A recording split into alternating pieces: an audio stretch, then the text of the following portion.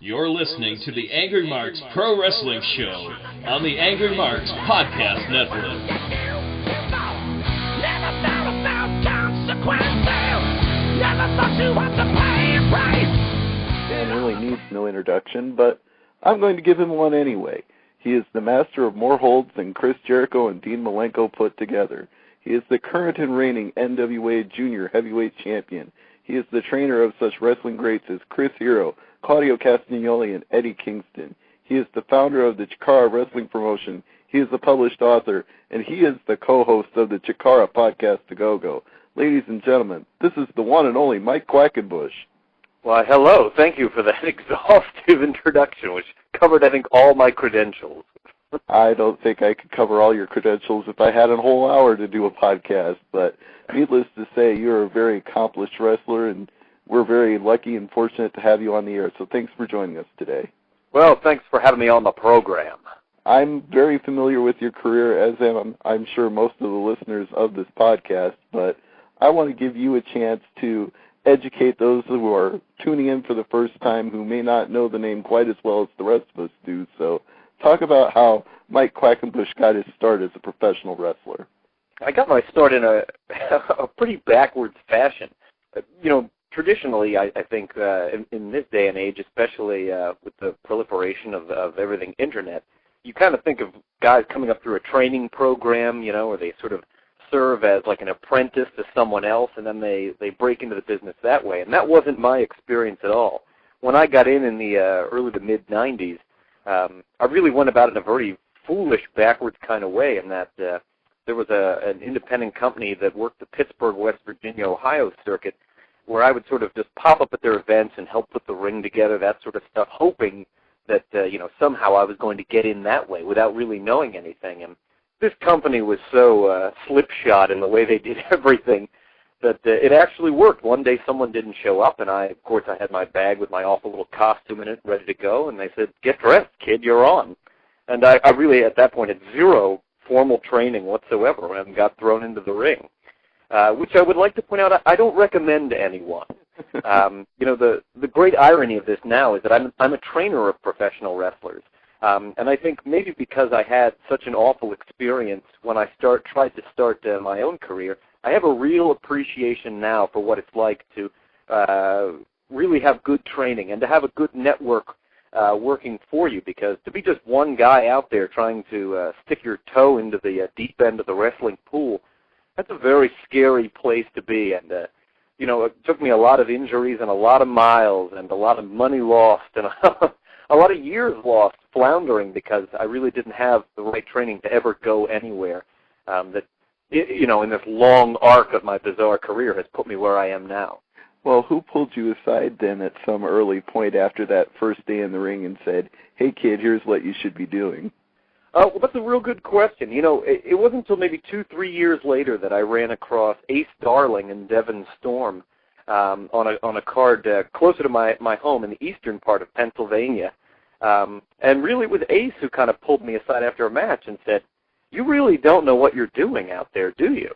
And I said, at the time, of course, I thought I did. I was in, wasn't I? I was getting bookings. I was working on these independent cards. In a way, I kind of felt like I must have mastered it, right? But that was really kind of a wake-up call for me, because this was a guy who I knew was exceptionally talented and who I respected a lot. And the fact that he would come up and say that to me really meant that maybe the charade was over.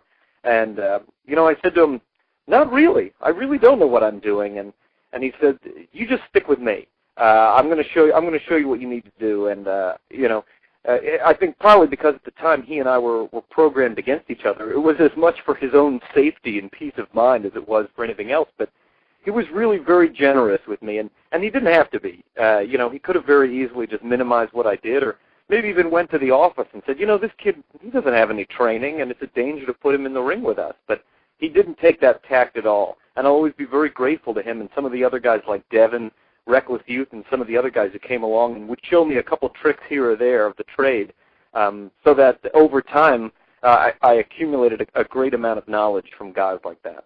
Now, would you say it was harder to pick up the actual moves being inside the ring, getting down your timing that way, or was it harder to develop the ring psychology and interact with the people who were watching? Which came tougher for you? I always was very quick to pick up the mechanics of the moves because I was fascinated by that stuff. Even as a kid, the wrestling personalities didn't interest me as much as the techniques themselves. So if through nothing more than just rote memorization or imitating things that I saw, someone would show something to me once and I could just pick it up. That type of stuff came very easily to me. But being more of a showman, interacting with the audience, or understanding things like pacing or the ring psychology, as we sometimes say, that was very difficult for me to wrap my brain around that because, to me, coming from a fan's mentality, like I said, I had no real formal training at that point. To me, wrestling was just a succession of technical maneuvers, and then eventually one of them was the last, and the pin was counted. That was it. It was, as I sometimes like to say now, a big pile of moves. That was how I saw a wrestling match. And, of course, there's so much more to what we do than just that. So that was like the wrestling culture shock for me, and it was very difficult for me to wrap my head around.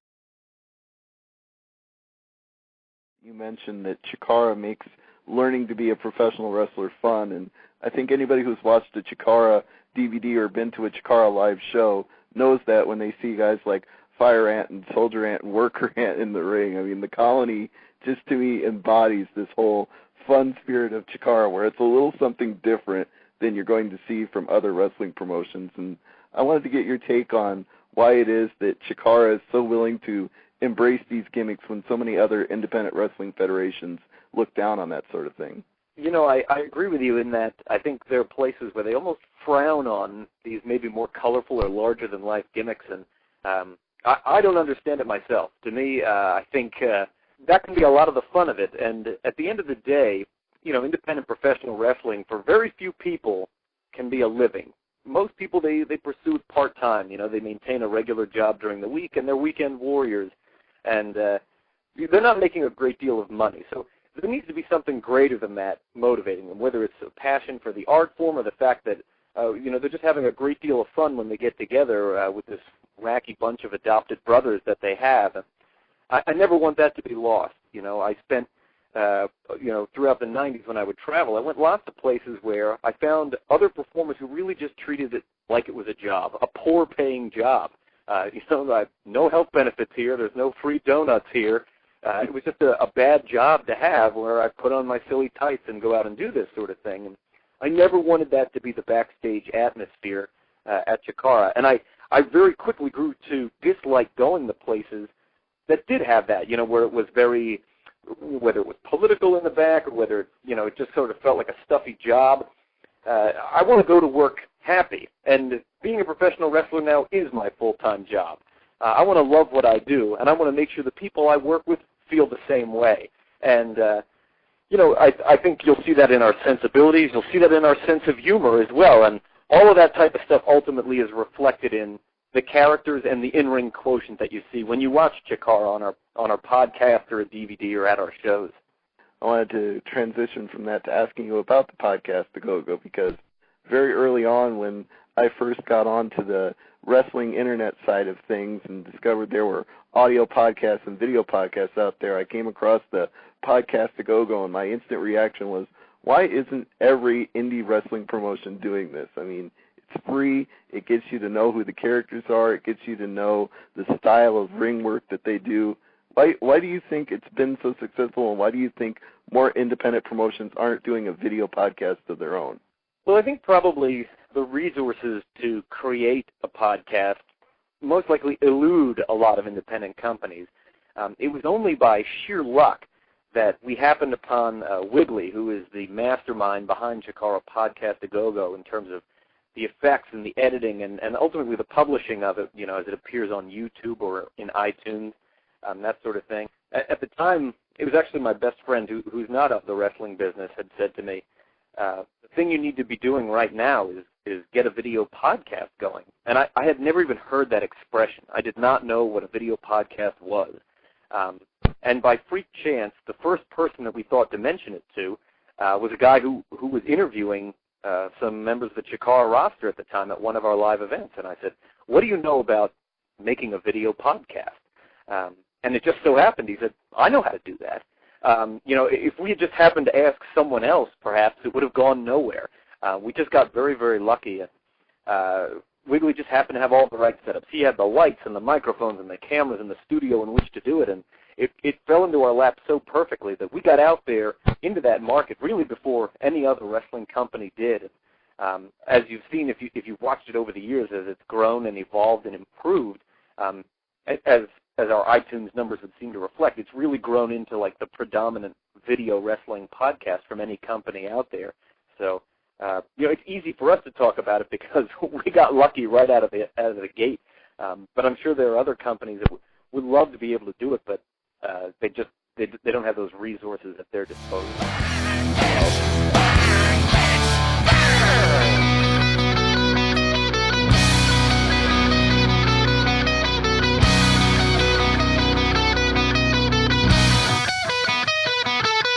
You're listening to the Angry Marks Podcast Network.